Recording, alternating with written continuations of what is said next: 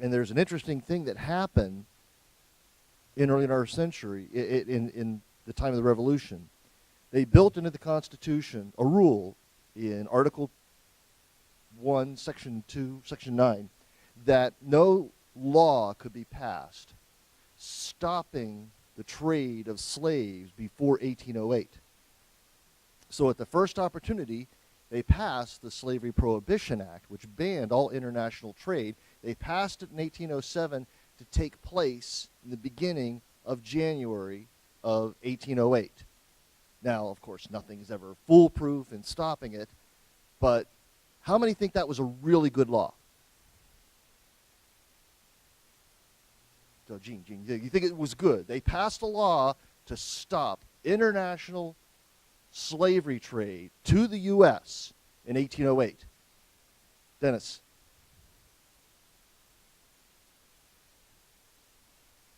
There you go. So the best of intentions, but the consequence is exactly what Dennis said. Economics took over. You created a shortage, and the market filled in to find that shortage. So the most heinous acts that existed in slavery, not just the presence of slavery, not even just the expansion desires of slavery, but the fact that they started treating slaves as cattle and breeding them to take advantage, because the price of slaves went up to, in that time frame, well over $200, which in today's would be what, $25,000, $50,000? So these people were becoming rich. So when you hear the stories about families being torn apart, children thrown off to wherever, the reason they wanted slavery expanded into the Western territories was economic. All because of a few do-gooders with the most noble of intentions wanting to stop slavery. Dennis?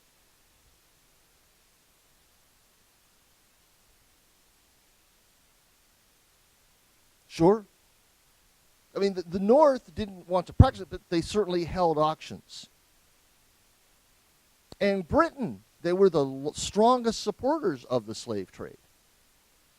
So we have these decisions in our history that, in one sense, touted as being noble, and on the other hand, when you look at the evidence, achieve just the opposite.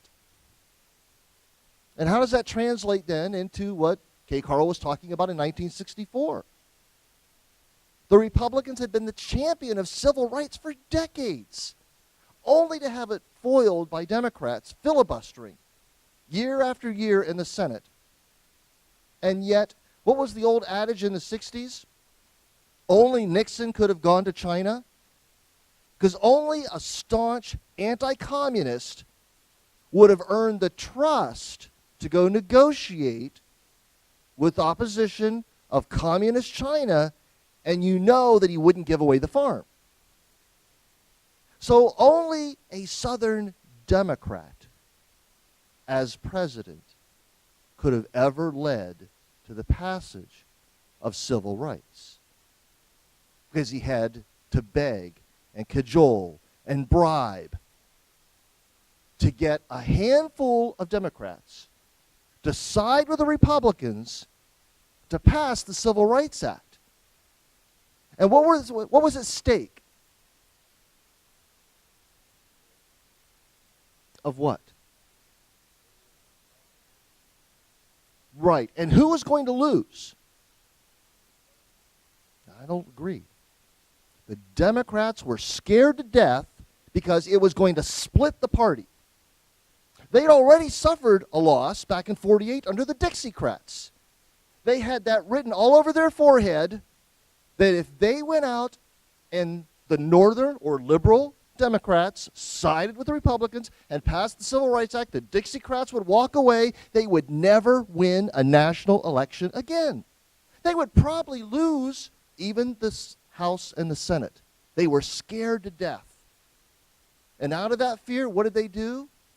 They launched the single greatest smear campaign against the Republicans. And as KCarl said, the Republicans gave them a little rope to help them with that, didn't they? So when we hear the left talk about the Republicans being opposed, we kind of earned it. We handed it to them. And we've never been really good about earning it back. Why? That trust factor. The one thing you have to get past when time somebody comes to you with an oppositional idea, do you trust that person based on what they say and what they do? And how have the Republicans earned that trust? By calling African American women on welfare queens, by belittling them as less than human. So I think KCarl's really on to something from both a Christian perspective as well as just savvy marketing. Don't badmouth the people you want on your side. And I think if we just treat people like human beings, be respectful, whether you call yourself Frederick Douglass or not, if we all accept each other's humanity, we're going to be a lot more successful. Because we stop thinking about whether it's Republican or Democrat and do what KCarl says. It's the values we stand for, what matters to us as human beings. And the party stuff becomes almost unimportant. Because a majority of everybody across both sides will surpass the party politics when we do.